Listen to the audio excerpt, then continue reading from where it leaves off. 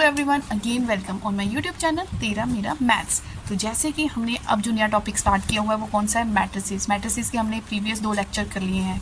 2 lecture जो नए students हैं वो 2 लेक्चर्स को देखना चाहते हो तो जाओ वीडियो के डिस्क्रिप्शन बॉक्स में पूरी प्लेलिस्ट मिल जाएगी कि अब तक हमने टीजीटी के लिए जितने भी चैप्टर रिवाइज कर रखे हैं। ठीक है, कंटिन्यूटी में पढ़ोगे तो आपको जो कंसेप्ट है ना बड़ा अच्छे से समझ आएगा और एक मतलब नेक्स्ट टॉपिक करने का मज़ा ही अलग होता है फिर। तो मैं स्टार्ट कर रही हूँ अपने लेक्चर नंबर 3 मैट्रिसेस के ऊपर। तो सबसे पहले आपको सामने दिख रहा होगा कि मैंने क्या लिखा हुआ है। मैंने लिखा हुआ है कि जो एक इंपॉर्टेंट रिजल्ट है जो एग्जाम में पूछा जा सकता है। अभी तो मैं थ्योरी पोर्शन कर रही हूँ। अब देखना जब मैं प्रीवियस ईयर क्वेश्चन पे वीडियोस डालूंगी ना तो ये थ्योरी ही आपके काम आने वाली है। फिर आप बोलोगे कि ये ए बी को बी ए क्यों बना दिया, इसको ऐसे क्यों कर दिया, वो तभी समझ आएगा जब ये इंपॉर्टेंट थ्योरम्स के रिजल्ट आपके टिप्स पर होंगे। ठीक है, तो हमें फर्स्ट रिजल्ट जो मैंने आपके सामने लिखा है उसमें ये लिखा है कि ए बी मेरे पास कोई 2 स्क्वायर मैट्रिसेस है। डेफिनेशन बता दिया स्क्वायर मैट्रिसेस कौन सी होती है, जिसका रोज एंड कॉलम, जिस मैट्रिसेस में रोज और कॉलम सेम होते हैं उसको हम बोलते हैं square matrices of same order. Same order का मतलब अगर कोई ए मैट्रिसेस का ऑर्डर 2 × 2 है तो बी मैट्रिसेस का ऑर्डर भी कितना होगा, 2 × 2। तो इस रिजल्ट को हम इस तरह से लिख सकते हैं, मतलब ए प्लस बी का होल स्क्वायर को हम इस फॉर्म में लिखेंगे। कब आप बोलोगे ये तो फॉर्मूला ही ऐसे होता है, लेकिन मैट्रिसेस में भैया ऐसे नहीं होता है। क्योंकि जब मैंने मल्टीप्लिकेशन में आपको प्रॉपर्टीज़ पढ़ाई थी तो मैंने बोला था मल्टीप्लिकेशन में तो कि A B is not equal to B A. Multiplication में ये कॉम्यूटेटिव नहीं होता है, मतलब matrices is not commutative under multiplication. ठीक है, अगर वो कॉम्यूटेटिव नहीं है, ठीक है, तब हम उसको इस वे में लिखते हैं। वैसे एक्चुअली जब ये रिजल्ट ओपन होता है ना तो इस फॉर्म में ओपन होता है। इस फॉर्म में 2ab में कब ओपन होगा, जब हमें ये कंडीशन गिवन होगी कि ab is equal to B A है। तो ये दोनों चीज़ें अच्छे से नोट कर लो, बिल्कुल छोटी सी बात है। ठीक है, लेकिन हम जल्दबाजी में गलती कहाँ करेंगे कि मुझे तो a प्लस बी का होल स्क्वायर का फॉर्मूला पता है, वो अलजेब्रा का है, ये मैट्रिसेस है। ठीक है, मैट्रिसेस में ए बी मैट्रिसेस में कॉम्यूटेटिव नहीं होता, मतलब A B is not equal to B A. तो ये देख लो ये कब लगेगा, जब ये गिवन होगा और ये जनरली इस तरह से ओपन होता है। तो ट्रांसपोज भी हम स्टूडेंट्स प्रीवियस वीडियो में हमने ट्रांसपोज को पढ़ लिया था। मैंने जस्ट आपको बताया था कि ट्रांसपोज होता क्या है। तो ट्रांसपोज के ना मैंने थ्योरी नहीं पूरी लिखी, मैंने जस्ट रिजल्ट उठाए हैं। तब जब कभी भी एक मैट्रिसेस का ट्रांसपोज उसका फिर से ट्रांसपोज कर दोगे ना तो दोबारा रिजल्ट वही मैट्रिसेस आ जाएगी। डबल ट्रांसपोज में वही चीज़ वापस आ गई। ठीक है, पता होगा। A and B are 2 matrices of the same order. देखो ए प्लस बी का होल का ट्रांसपोज हो तो स्टूडेंट देखो इस तरह से ओपन होगा, ए का ट्रांसपोज प्लस बी का ट्रांसपोज, और ए माइनस बी का होल का ट्रांसपोज हो तो इस तरह से ओपन होगा। नोट करते जाओ, नोट करते जाओ, बहुत इंपॉर्टेंट रिजल्ट है। ठीक है, काश मैंने अपने टाइम में इतना डीप इन चीज़ों को पढ़ा होता तो मतलब आज और बेटर हो सकता था। ठीक है, तो अभी आपको मिल रहा है तो ग्रैब द अपॉर्चुनिटी। छोटे छोटे बेसिक समझते जाओ, बिल्कुल इग्नोर मत करो। हमें सिर्फ क्वेश्चंस नहीं करने, ठीक है, हमें रिजल्ट भी देखने हैं, तभी हम क्वेश्चन को इजीली कर पाएंगे। तो ये नोट कर लिया, जल्दी से ले लो स्क्रीनशॉट, नोट्स प्रॉपर बनाते जाओ। तेरा मेरा मैथ्स पे आप अलग ही नोटबुक लगा लो, जो वीडियो अपलोड कर मैं कर रही हूँ उसके आप अलग से नोट बनाते जाओ। क्वेरी जरूर दे दिया करो यार, तभी मुझे समझ आएगा ना कि ठीक है। मेन प्रॉब्लम की कॉन्टीन्यूटी कभी कभी मेरे से डिस्टर्ब हो जाती है, सो मैनी रीजन्स। ठीक है, लेकिन जितना मैं आपको कंटेंट दे रही हूँ उतने कंटेंट को अच्छे से रिवाइज करो, अच्छे से उसके नोट्स बनाते जाओ। अब देखो नेक्स्ट रिजल्ट। तो नेक्स्ट थ्योरम जो ये पॉइंट्स लिखे ना ये थ्योरम से ही लिए मैंने, ये मेन थ्योरम्स ही थी। कहते ए कोई मैट्रिक्स है और के कोई स्केलर है, उस मैट्रिक्स को अगर मल्टीप्लाई करें, अगर एक के ने किसी को मल्टीप्लाई किया मैट्रिसेस को, हमने उसका ट्रांसपोज लिया ना, तो जिसने इस रिजल्ट को नहीं पढ़ा होगा फिर कॉमन गलती होने के क्या चांस है उसमें कि आप के का भी ट्रांसपोज कर दोगे, ए का भी ट्रांसपोज कर दोगे, जो क्या हो जाएगा बिल्कुल ही गलत। ठीक है, तो स्केलर का ट्रांसपोज नहीं होगा, स्केलर एज इट इज़ बाहर आएगा, सिर्फ मैट्रिसेस का ही ट्रांसपोज होगा। ठीक है, और प्रोडक्ट में अगर मैंने ए बी कोई प्रोडक्ट निकाल के रखा है, अगर मैं उसका ट्रांसपोज करूँगी ना तो देखो स्टूडेंट्स ऑप्शन में ए डैश बी डैश भी होगा, भूल जाओ उसको। मेन रिजल्ट क्या है, जब हम ए बी का ट्रांसपोज ओपन करते हैं तो बी से ओपन होता है, पहले वो बनेगा बी ट्रांसपोज फिर वो बनेगा A transpose. Most important result जो ना आपको कहते हैं ट्रिक्स कहाँ से बनते हैं, ट्रिक्स इन्हीं रिजल्ट से बनते हैं। तो बेसिक रिजल्ट्स आपको पता होने चाहिए। अच्छे से ये रिजल्ट जितने मैं आपको लिखवा रही हूँ थ्योरी पोर्शन में वो आप अच्छे से नोट करते जाओ। अब हम नेक्स्ट डेफिनेशन जो पढ़ने वाले हैं वो है सिमेट्रिक मैट्रिसेस। बहुत बड़ा हुआ है कि सिमेट्रिक एंड स्क्यू सिमेट्रिक +2 का ये होती क्या है। हमें जस्ट रिजल्ट्स पढ़ने हैं क्योंकि हमें पता है पूछने वाला कभी भी 2-3 पेजों का क्वेश्चन नहीं पूछेगा, वो जस्ट हमारी बेसिक नॉलेज चेक करने वाला है। तो हमें पढ़ना है कि सिमेट्रिक मैट्रिसेस होती क्या है। ठीक है। मेन आपने क्या देखा, जो मैंने ये चीज़ लिखी, सिमेट्रिक मैट्रिसेस में क्या हो रहा है कि ए आई जे इज इक्वल टू ए जे आई। ये आई जे आप कोई भी वैल्यू उसमें पुट कर दो 1 2 3, मतलब कहने का मतलब अगर मैंने आई को 1 माना और जे को 2 माना तो इसका मतलब जो मेरा एलिमेंट होगा कौन सी पोजीशन पे 1 2, ए 1 2 वो इक्वल होगा कौन सी पोजीशन पे 2 1 के इक्वल। चलो करके देख लेते हैं। मैं एग्जांपल ले लेती हूँ। मेरे पास कोई मैट्रिसेस है, मैं 2 × 2 एग्जांपल ले रही हूँ। ठीक है, मेरे पास कोई मैट्रिसेस है जिसका ये A11 पोजीशन होती है, ये A12 पोजीशन है, ये A21 है और ये A22 है। मैं इस मैट्रिसेस का क्या ले रही हूँ, ट्रांसपोज ले रही हूँ। Transpose means rows and columns interchange each other. ठीक है, जो रोज होती हैं वो कॉलम्स बन जाएंगे, कॉलम्स रोज बन जाएगी। तो ये मेरी फर्स्ट रो है, 4 7 कह रही है फर्स्ट रो, इसको मैंने लिख दिया फर्स्ट कॉलम में। ये मेरी सेकेंड रो है, इसको मैंने लिख दिया सेकेंड कॉलम में।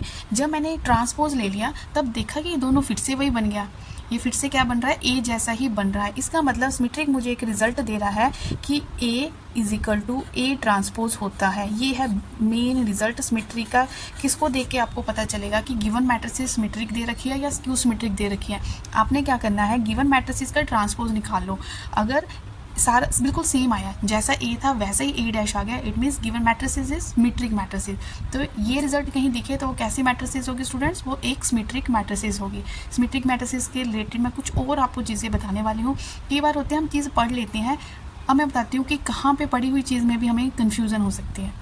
स्टूडेंट्स, अब जो मैंने आपको थ्योरम लिखी ना, जो चीज़ मैंने अभी आपको ऊपर बताई उसी के रिगार्डिंग यहाँ पे वो थ्योरम फॉर्म में आ गया। अब ना ये पूछने वाला ना हर किसी को पता होगा कि इनको रिजल्ट पता है, कंफ्यूज कहाँ करेगा कि बताओ जी नेसेसरी कंडीशन क्या है, बताओ जी सफिशिएंट कंडीशन क्या है। ऐसे काफ़ी बार क्वेश्चन आ चुके हैं। ठीक है, नेसेसरी और सफिशिएंट में कंफ्यूज करते हैं। तो हमेशा जो पहली कंडीशन हम लिखते हैं उसको हम नेसेसरी लिखेंगे और सेकेंड कंडीशन हम लिखेंगे सफिशिएंट। तो आपने देखना है कि नेसेसरी एंड सफिशिएंट कंडीशन क्या मतलब। नेसेसरी कंडीशन में हमें इस थ्योरम में जो हमारे लिए नेसेसरी कंडीशन है वो क्या है कि ए, नेसेसरी में क्या है कि गिवन क्या दे रखा है मुझे कि ए सिमेट्रिक है। अगर ए सिमेट्रिक है तो वो हमें क्या दे रहा है कि A transpose is equal to A. ये मेरी कंडीशन बनेगी नेसेसरी वाली कि ए इज सिमेट्रिक, ऑलरेडी दे रखा है। अगर ये दे रखा है तो ये होगा। अब सफिशिएंट कंडीशन में क्या है, सफिशिएंट, ठीक है, सफिशिएंट कंडीशन में क्या है कि मुझे गिवन इसमें क्या दे रखा है, A transpose is equal to A. This implies that कि ए इज सिमेट्रिक। ठीक है, नेसेसरी में देख लो क्या गिवन होगा और क्या रिजल्ट मिलेगा, सफिशिएंट में हमें क्या गिवन होगा और क्या रिजल्ट मिलेगा। ठीक है, तो ये है सिमेट्रिक की नेसेसरी एंड सफिशिएंट कंडीशन।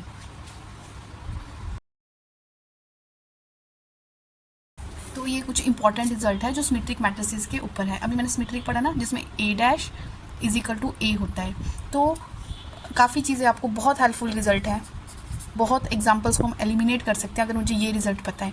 जो भी हमें सिमेट्रिक मैट्रिसेस दे रखी होगी उसके जो डायगोनल एलिमेंट्स होते हैं ना, तो वो हमेशा कैसे होंगे, रियल, मतलब वो कम्प्लेक्स नहीं होने चाहिए, इमेजिनरी, सॉरी कम्प्लेक्स नहीं इमेजिनरी नहीं होने चाहिए, वो हमेशा रियल वैल्यू ही देंगे। कौन, डायगोनल एलिमेंट्स, किसके, सिमेट्रिक मैट्रिसेस के। और कुछ इंपॉर्टेंट थ्योरम्स है कि मुझे बोल दिया कि ए और बी दोनों सिमेट्रिक है, तो क्या उसका सम भी सिमेट्रिक होगा, यस, उसका सम भी क्या होगा, सिमेट्रिक मैट्रिसेस ही होगा। अगर ए, जो हम दो मैट्रिसेस को ऐड कर रहे हैं ना, अगर वो दोनों अलग अलग से सिमेट्रिक है तो ऐड करने पर भी जो रिजल्ट आएगा वो कैसा आएगा, सिमेट्रिक ही होगा। नेक्स्ट है, अगर ए कोई, अब यहाँ पे ए हमें कोई स्क्वायर मैट्रिसेस दे रखी है, स्क्वायर मैट्रिसेस जिसमें रोज एंड कॉलम्स क्या होते हैं, सेम होते हैं। अगर ए स्क्वायर मैट्रिक्स है ना, तो ए प्लस उसका ट्रांसपोज करोगे वो सिमेट्रिक रिजल्ट देगा, नोट डाउन कर लो।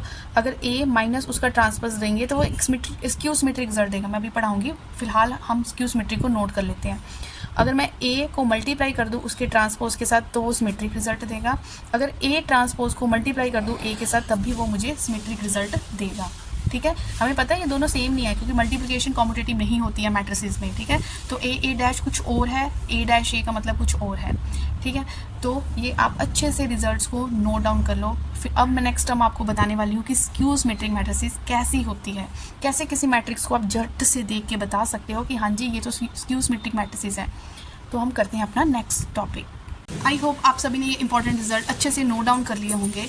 ठीक है, जो लिख नहीं रहे वो इसका स्क्रीनशॉट ले लेंगे। ठीक है स्टूडेंट्स, अब हम पढ़ने वाले हैं कि स्क्यू सिमेट्रिक मैट्रिसेस क्या होती है। उसके लिए आपको बेसिक से बता दूं, आपने ये देखना है कि ए आई जे इज इक्वल टू माइनस ए जे आई होना चाहिए, तो वो हमें क्या होगा, स्क्यू सिमेट्रिक का रिजल्ट कहलाएगा। तो और मैंने आपको एक एग्जांपल दे देती हूँ। मेरे पास ना कोई एक मैट्रिसेस है ए, ठीक है, 0 5 -5 5 0। जब मैंने इसका ट्रांसपोज किया ना तो रोज़ और कॉलम्स को आपस में चेंज किया तो स्टूडेंट देखो मेरे पास कैसा रिजल्ट बना। यहाँ पे A11 इसका कितना था, 0 था। चलो ठीक है, इसका भी A11 0 है। तो इसका A12 कितना है, -5 है। मतलब सिर्फ साइन ऑपोजिट साइन वाला होता है, वही ना, सीटें तो चेंज हो गई लेकिन साइन भी चेंज होगा स्क्यू सिमेट्रिक में। इसका A12 कितना है, 5 है। यहाँ पे देख लो, इसका -5 था, अगर इसका -5 है जब उसका ट्रांसपोज करोगे तो वो +5 आना चाहिए। तो इसका ऊपर वाले का A21 5 है और नीचे वाले का देखो A21 -5 है। देखो AIJ = -AGI रिजल्ट बन रहा है। ठीक है, जो 0 है उसका तो क्या ही पॉजिटिव नेगेटिव करना। तो इस तरह से होती है हमारे पास स्क्यू सिमेट्रिक मैट्रिसेस। और सबसे अच्छी बात स्क्यू सिमेट्रिक मैट्रिसेस जो हमें देख के ही पता चल सकता है, अगर आपने इसको बिल्कुल बेसिक से पढ़ा हुआ है तो वो स्क्यू सिमेट्रिक मैट्रिसेस का क्या होता है, अच्छे से नोट कर लो। ये हमें क्या बोल रहा है कि every diagonal entry of skew symmetric matrix is 0।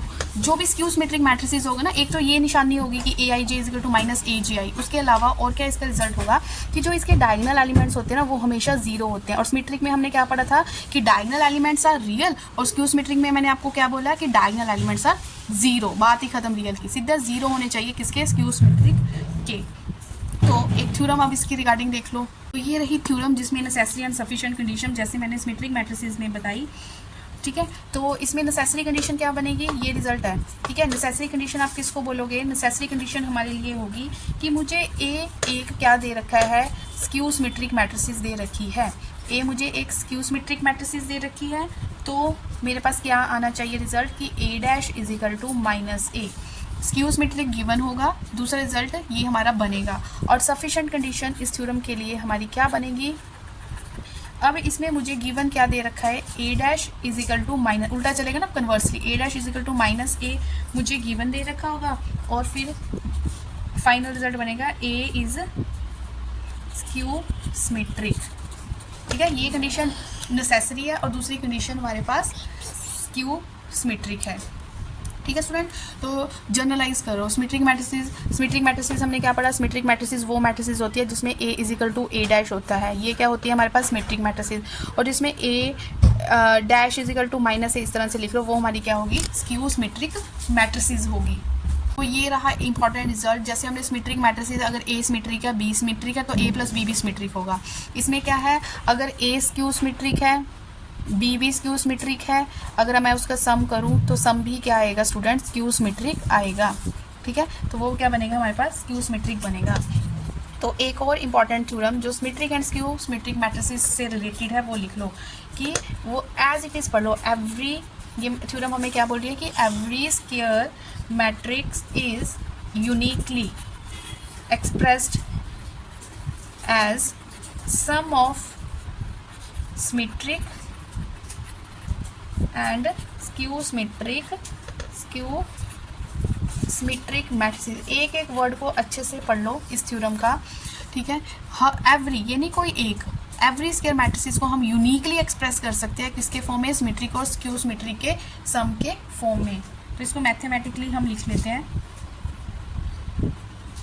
कहने का मतलब इसको ये चीज़ हमें प्रूफ करनी है। क्या प्रूफ करना है, ठीक है, तो ये मेरा सिमेट्रिक मैट्रिसेस हो गया, ये स्क्यू सिमेट्रिक। ठीक है, तो इस तरह से हम इसको यूनिकली एक्सप्रेस कर सकते हैं। तो ये चीज़ को मैं आपको बता चुकी हूँ क्या था कि हर डायगोनल एलिमेंट्स किसका, स्क्यू सिमेट्रिक मैट्रिसेस का, वो हमेशा क्या होता है, 0 होता है every diagonal element. Most important result, diagonal element से ही हम किसी चीज़ को देख के बता सकते हैं कि वो सिमेट्रिक है या स्क्यू सिमेट्रिक है। तो these are the important result of symmetric and skew symmetric matrices. अगर हमें A और B क्या दे रखे हैं, कोई दो सिमेट्रिक मैट्रिसेस दे रखे हैं, A भी सिमेट्रिक है, B भी सिमेट्रिक है, तो ये रिजल्ट्स आप नोट डाउन कर लो कि AB + BA का जब हम सम करेंगे तो वो एक सिमेट्रिक मैट्रिसेस बनेगा, और जब हम उनको माइनस करेंगे आपस में तो वो रिजल्ट हमें स्क्यू सिमेट्रिक मैट्रिसेस देगा। तो नेक्स्ट इज मोस्ट इंपॉर्टेंट जो किसी न किसी एग्जाम में पूछा गया है, वो क्या है कि क्या एक टाइम पे कोई मैट्रिसेस सिमेट्रिक और स्क्यू सिमेट्रिक हो सकती है, तो वो कैसी मैट्रिसेस होगी, मैट्रिसेस के भी कितने नाम हैं, तो वो एक होगी नल मैट्रिसेस। नल मैट्रिसेस एक ऐसी मैट्रिस है जो एक टाइम पे सिमेट्रिक भी हो सकती है और स्क्यू सिमेट्रिक की कंडीशंस को भी फुलफिल करती है। आई होप इस वीडियो आई होप ये सारा कंटेंट आपको अच्छे से समझ आ गया होगा। ठीक है स्टूडेंट, तो hit the like button. Previous video देखने चलो, वीडियो के डिस्क्रिप्शन बॉक्स में जाओ, लिंक मिलेगा, सारी वीडियोस बैठ के आराम से कंटिन्यूटी में देखते जाओ। तो नेक्स्ट हमारा मैट्रिसेस के ऊपर जो टॉपिक आने वाला है वो है इन्वर्टिबल मैट्रिसेस। अभी तक जितना मैट्रिसेस के 3 लेक्चर हो चुके हैं ना, उसको अच्छे से रिवाइज कर लेना, क्योंकि जब क्वेश्चन होंगे तो खुद को चेक करना कि आपने थ्योरी पोर्शन को कितना अच्छे से पढ़ा है। तो ठीक है, मज़े से करते जाओ, कुछ भी मुश्किल नहीं आई थिंक, अगर हम रिवीजन साथ साथ कर रहे हैं। तो मिलते हैं नेक्स्ट वीडियो में। Till then take care.